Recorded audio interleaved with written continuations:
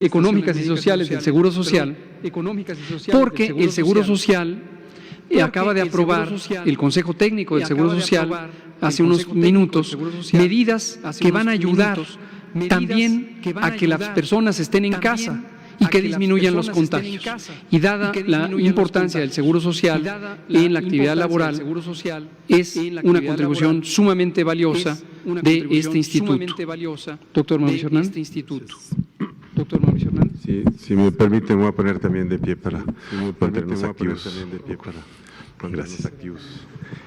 Bueno, muy buenas noches a todos y a todas. Me da mucho gusto estar en esta conferencia tan importante. Antes de iniciar, quisiera saber de ustedes quiénes tienen seguridad social. Podrían levantar la mano.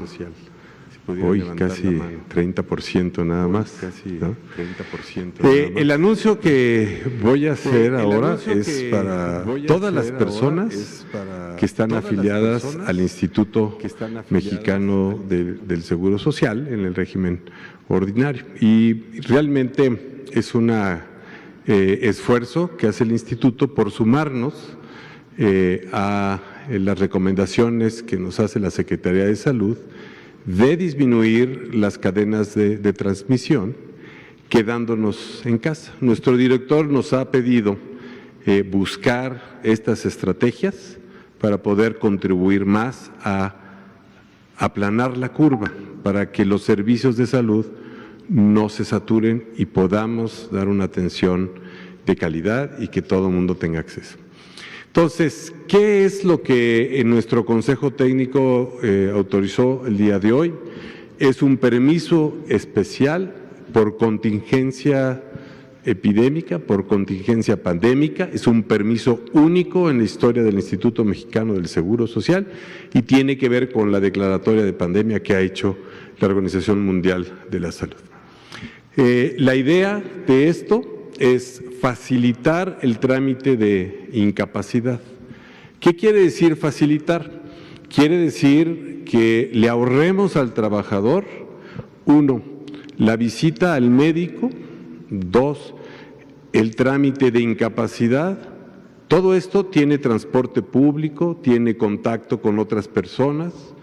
Tercero, ir al banco a cobrar su incapacidad. 4, regresarse a su casa a mantenerse en reposo. Entonces, si estamos diciendo, y como decía el doctor López-Gatell, si tienes síntomas, signos de la infección por el coronavirus 2, pues quédate en casa.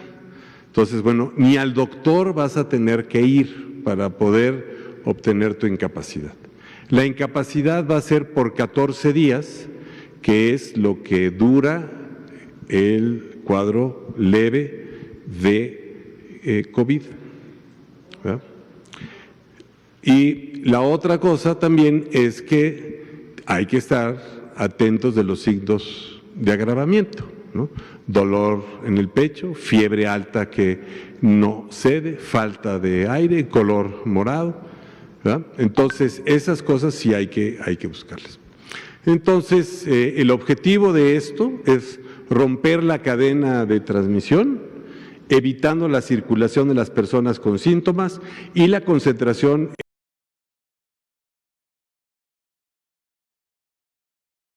en unidades de salud y oficinas bancarias, lo que permitirá garantizar la prestación económica en situación de incapacidad temporal para el trabajo.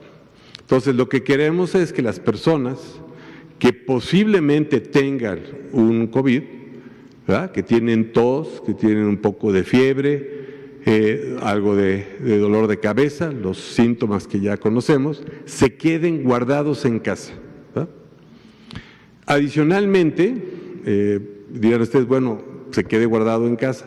Pretendemos también enviarles por mensajería un equipo para que no se contagien los familiares, ¿verdad? ¿Qué les enviaremos? Cubrebocas para evitar el contagio, alcohol gel, porque muchas de las casas no tienen agua continua, no tienen manera de hacerlo, entonces alcohol gel, un antiséptico bacteriano, un termómetro, aunque están escasos en el mercado, estamos buscando los termómetros. Entonces, estamos también previniendo el contagio intradomiciliario. También va un instructivo muy claro sobre los signos y síntomas, cómo cuidar un enfermo en casa. De hecho, ya hay en el CLIMS, en nuestra plataforma digital gratuita masiva, ya hay un curso que subimos hoy día sobre cómo cuidar un enfermo de COVID en casa. Y véanlo, está muy bien, va a ser útil.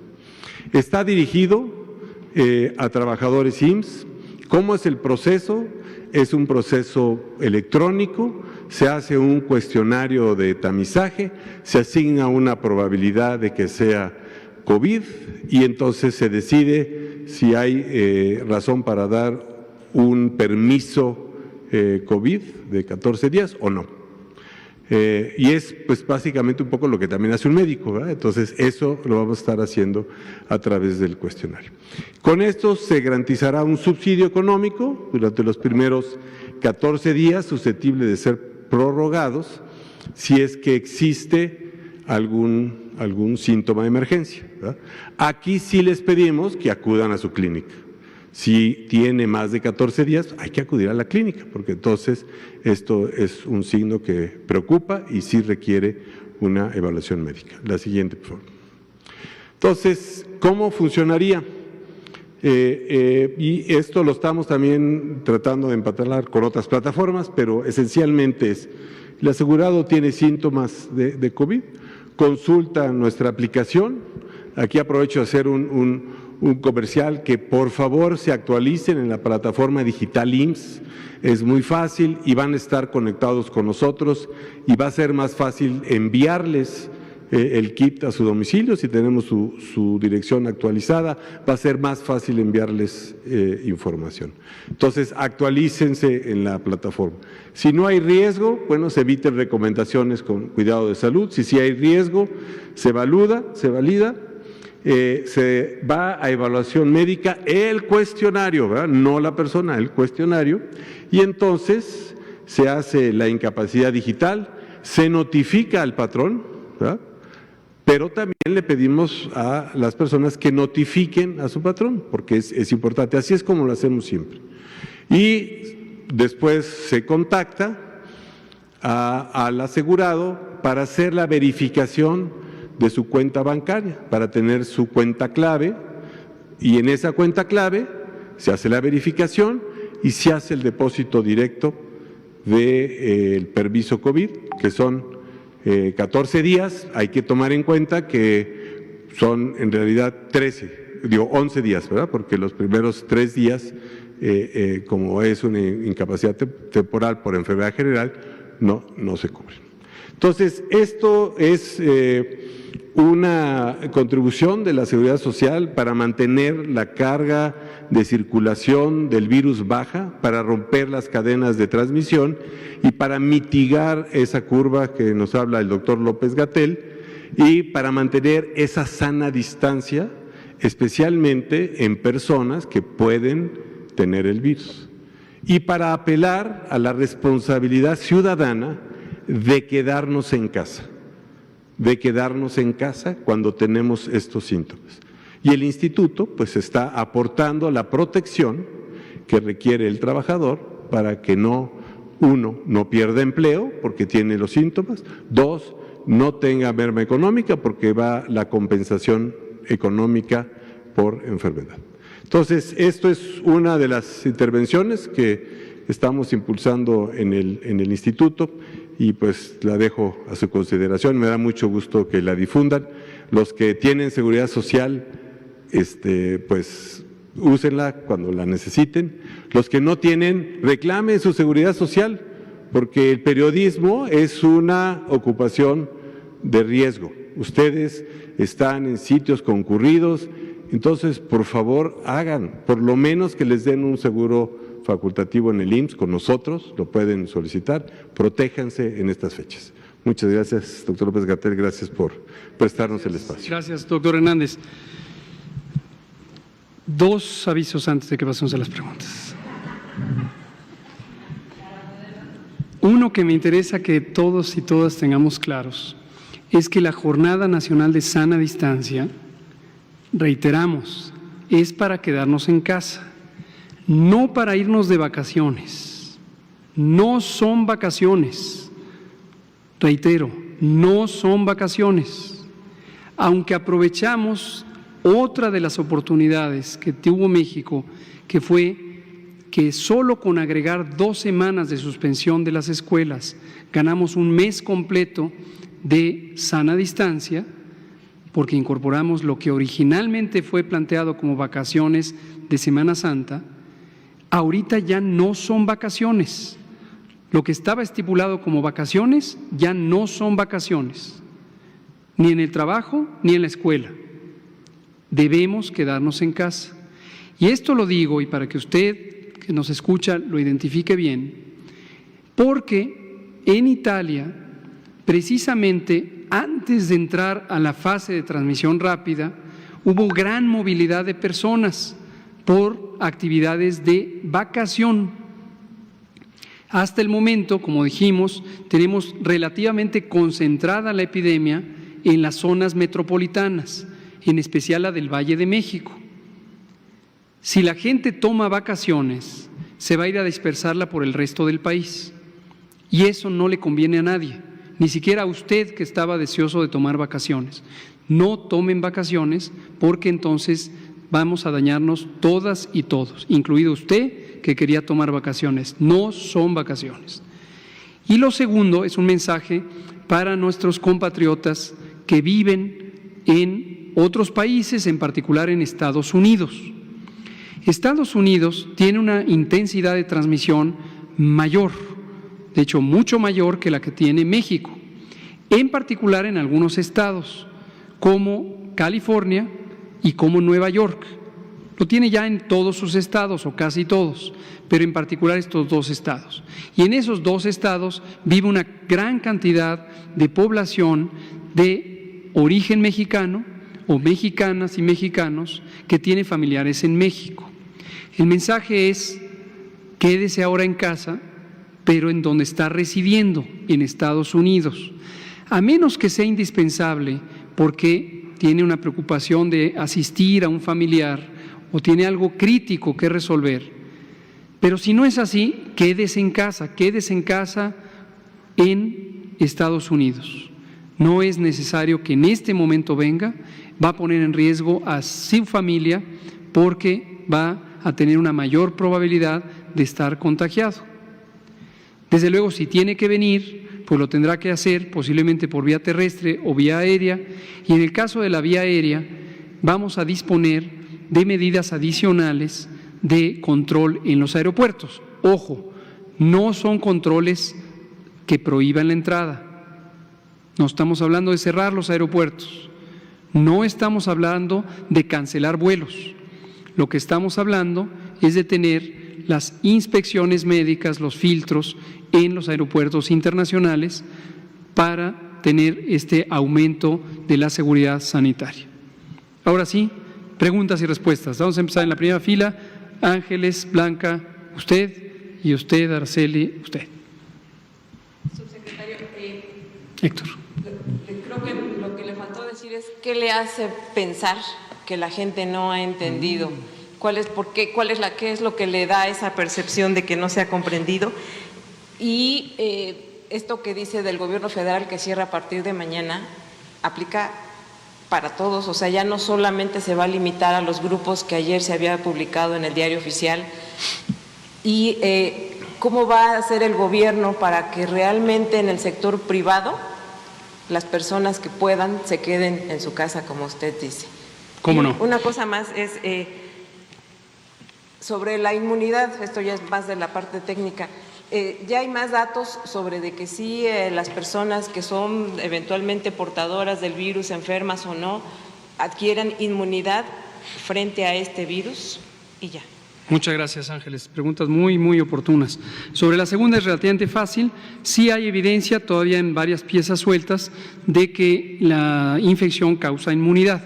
Todavía no existe una prueba serológica, como se conoce técnicamente, que es una prueba en la que mediante una muestra de sangre se aísla una porción de la sangre, que es el suero, y se detectan los anticuerpos.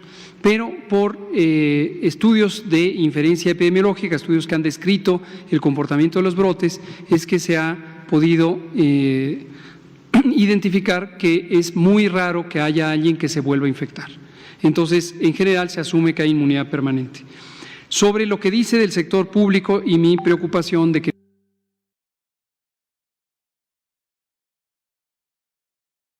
no se hubiera entendido completamente en qué consiste la medida de mitigación. Quédate en casa. El acuerdo por el que se establecen las medidas preventivas que se deberán implementar para la mitigación y el control de los riesgos que implica la enfermedad por el virus SARS-CoV-2 COVID, que tengo aquí en mi mano, precisamente dispone en el artículo 2, el inciso A, habla de evitar la asistencia a los centros de trabajo, los espacios públicos y otros lugares concurridos, y esta indicación está dirigida a las personas de alto riesgo de complicarse, adultos mayores, grupos de personas con riesgo de desarrollar enfermedad grave, mujeres embarazadas, etcétera. Esa es una de las medidas, pero la medida, la siguiente es la de las escuelas, la B, y la medida C es suspender temporalmente las actividades de los sectores público, social y privados que involucren la concentración física, tránsito o desplazamiento de personas, a partir de la entrada en vigor de este acuerdo, que se publicó ayer, y hasta el 19 de abril. Entonces, esta medida no es exclusiva para personas en alto riesgo de complicarse, es para todas y todos, cualquier edad, cualquier condición de salud y desde luego embarazadas y no embarazadas.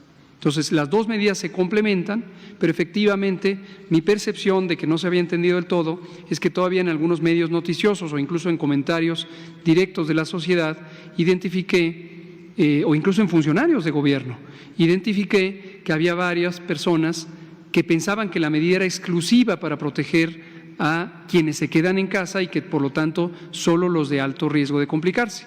Es para todas las personas, excepto para mantener la operación y cumplir las funciones esenciales, las funciones críticas de las instituciones, las dependencias de gobierno, las organizaciones sociales, etcétera. Y estas serán precisadas por los propios titulares de estas dependencias.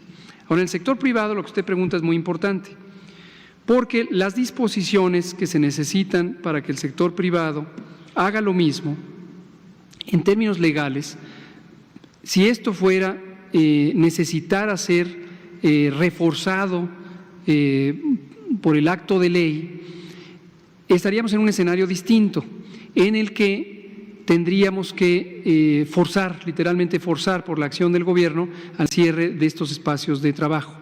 Y no es lo que se pretende en este momento, y lo hacemos en mucho porque hay confianza en la responsabilidad del sector privado.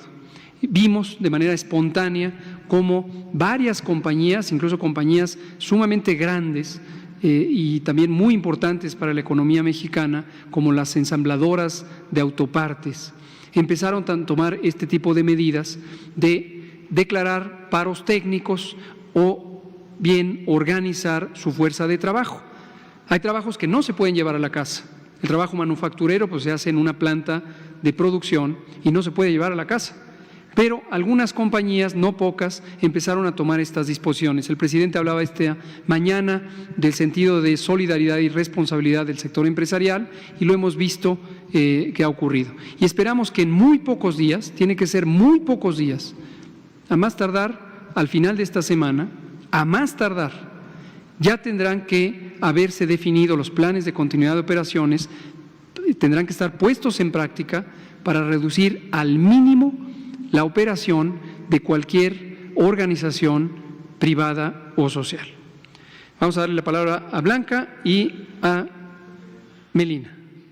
Creo que solo nos va a dar tiempo de estas por lo que me están marcando el reloj. En mi caso serían precisiones. Mañana, ¿cuántas personas dejarían de estar, digamos, en la calle propiciando que se circule el virus de acuerdo a los números que nos están diciendo. Si nos puede comentar, estas 13 personas, son 13 o 17, ya no, 13 personas, ¿de dónde son? Es decir, ¿de qué estados son? Y si estas personas a su vez tienen contactos. Y aprovechando la presencia del doctor Mauricio, preguntarle si las personas que van a recibir este permiso, esta incapacidad, será el 100% de su salario. ¿Cómo se va a hacer? ¿Será el 100% de su salario? ¿Será el 60% de su salario? ¿Cómo se va a dar? Porque no están enfermos, pero está en una situación de excepción, ¿no? Entonces, ¿cómo se va a dar? Gracias. Y si nos puede aprovechar un comentario de su experiencia del 2009 a esta experiencia, si ve un cambio radical. Gracias, doctor Hernández. Bueno, muchas gracias por la pregunta. El permiso sigue la lógica de una enfermedad general como tal. Esto quiere decir que de los 14 días el subsidio es por 11 días, es lo que va, y es el 60% de el salario. Y eso es, digamos, lo que manda la ley en términos de enfermedad general como tal. ¿Y si el trabajador se contagia trabajando? Si el trabajador se contagia trabajando, no es redundancia porque así es, ¿verdad? Un médico pues se contagia trabajando, entonces es un riesgo de trabajo. Si es un riesgo de trabajo, se cubre desde el día 1 hasta los 14 días y el salario es completo. Ahora bien, eso es si se contagia trabajando, pero acuérdense que esto es una medida para incentivar que nos quedemos en casa. Si yo soy responsable y digo tengo síntomas de COVID y contesto yo mi cuestionario, me está habilitando a mí para ser responsable, socialmente responsable, y el IMSS participa y dice quédate tus 14 días, ser responsable, rompe el ciclo de cadena, y quiere decir, no vayas al médico, no salgas a hacerte una prueba, guárdate, ¿verdad? Porque todas esas actividades tienen que ver con transporte público, tienen que ver con contacto con gente. Vamos, hacerse una prueba implica usar un cubrebocas, un filtro de 91, una bata, y es algo que estamos quitando también a los médicos. Entonces, también en ese sentido cumplimos. Entonces, es una acción solidaria tanto de la persona como del Instituto Mexicano de Seguro Social, y por eso así lo vemos, ¿no? Claro que si alguien se contagia por su actividad laboral, por eso les preguntaba yo quiénes de ustedes tienen seguridad social, pues el instituto lo clasificará como una enfermedad del trabajo y se aplicará la ley que es salario completo desde el día 1.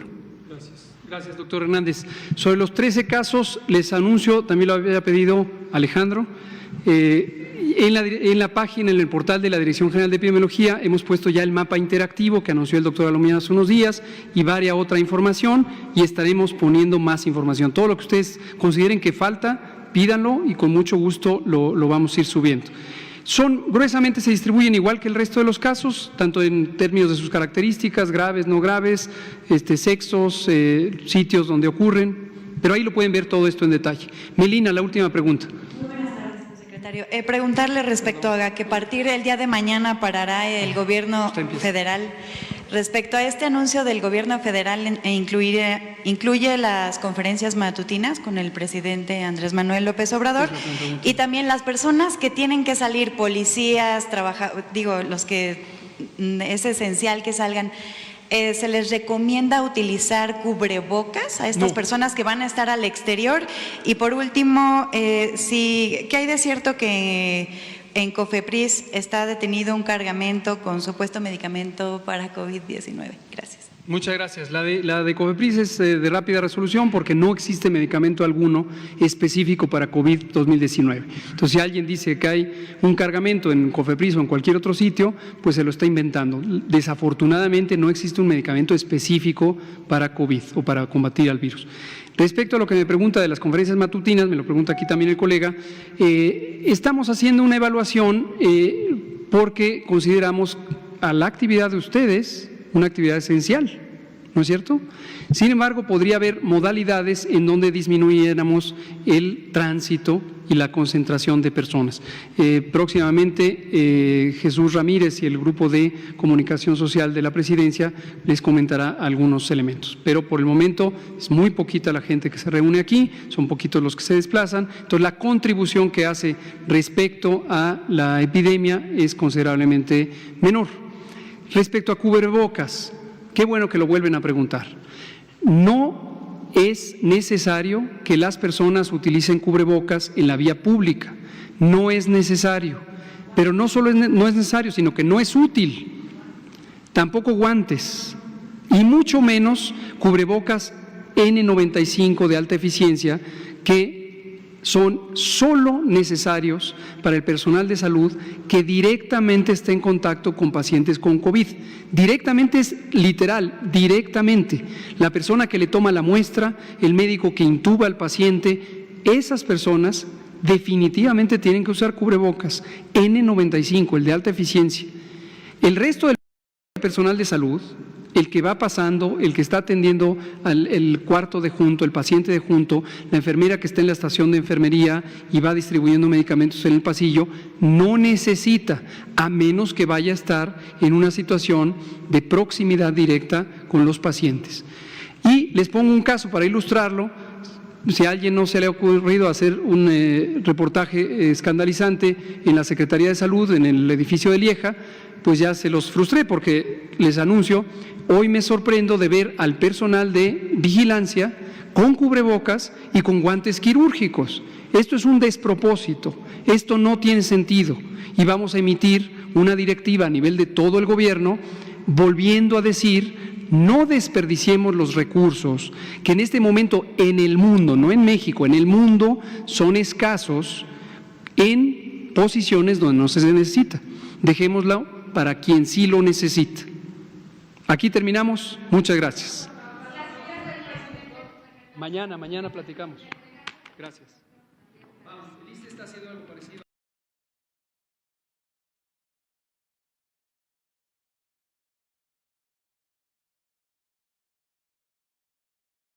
De salud y hospitales de alta especialidad.